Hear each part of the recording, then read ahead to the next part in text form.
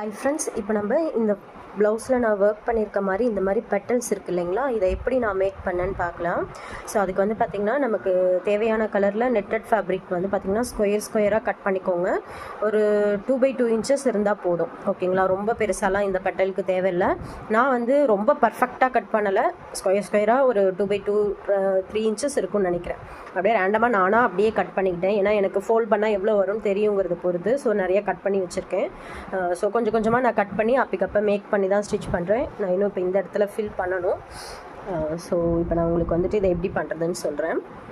So இந்த ஒர்க்குக்கு பார்த்திங்கன்னா நான் ஒரு ஸ்கொயர் ஷேப்பில் வரக்கூடிய நெட் கிளாத் எடுத்துக்கிறேன். ஸோ ஃபேன் ஓடிட்டுருக்கிறதுனால பறந்துடும், அதனால் ரொம்ப கேர்ஃபுல்லாக வச்சுக்கோங்க.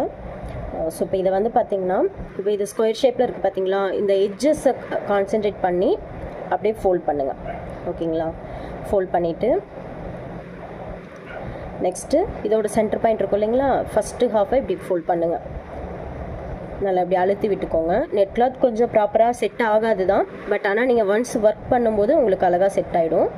பார்த்திங்கன்னா இதை இப்படி ஃபோல்ட் பண்ணி இந்த இடம் நல்லா ஷார்ப்பாக எட்ஜ் வர மாதிரி இப்படி ஒரு கட்டை விரலை வச்சு இப்படி பிடிச்சிக்கிட்டாலே போதும். இந்த பெட்டல் சைஸ் போதும் இந்த ப்ளவுஸ் டிசைன் பண்ணுறதுக்கு. ஸோ இப்படி கொஞ்சம் அப்படியே இந்த விரிச்சி இருக்குது பார்த்திங்களா, இதை அப்படியே இப்படி சேர்த்து வச்ச மாதிரி பிடிச்சிக்கிட்டிங்கன்னா ஸோ இந்த மாதிரி பெட்டல் வரும். இதை வந்துட்டு ஒரு நார்மல் சீவிங் த்ரெட் வந்துட்டு காட்டன் த்ரெட் ஏதாவது இருந்துச்சு அப்படின்னா அதை வச்சு நம்ம பூ கட்டுவோம் இல்லைங்களா, அந்த மாதிரி ஒரு மாதிரி எஜ்ஜில் இப்படி பிடிச்சிட்டு இப்படி 2 சுற்று சுற்றிட்டு ஒரு 2-3 சுற்று சுற்றிக்கோங்க நல்லாவே, ஏன்னா அப்போ தான் அது நல்லா சுருங்கி உங்களுக்கு அந்த பெட்டல் ஷேப் வரும். அதுக்கப்புறம் இந்த பூ கட்டுறதுக்கு நம்ம ஒரு நாட் போடுவோம் பார்த்திங்களா, அந்த மாதிரி ஒரு 2-3 நாட்டு போடுங்க, அது போதும்.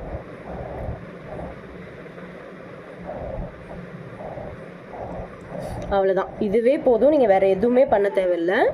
நல்லா வந்து பார்த்திங்கன்னா இந்த எட்ஜில் இப்படி கட் பண்ணி விட்டுட்டிங்கன்னா போதும். ஸோ இதை அப்படியே நம்ம ப்ளவுஸில் வச்சு நான் ஆரி நீடில் யூஸ் பண்ணியே தான் ஸ்டிச் பண்ணியிருக்கேன். எப்படி ஸ்டிச் பண்ணேங்கிறத அடுத்த ஷார்ட்ஸில் ஷேர் பண்ணுறேன், சரிங்களா.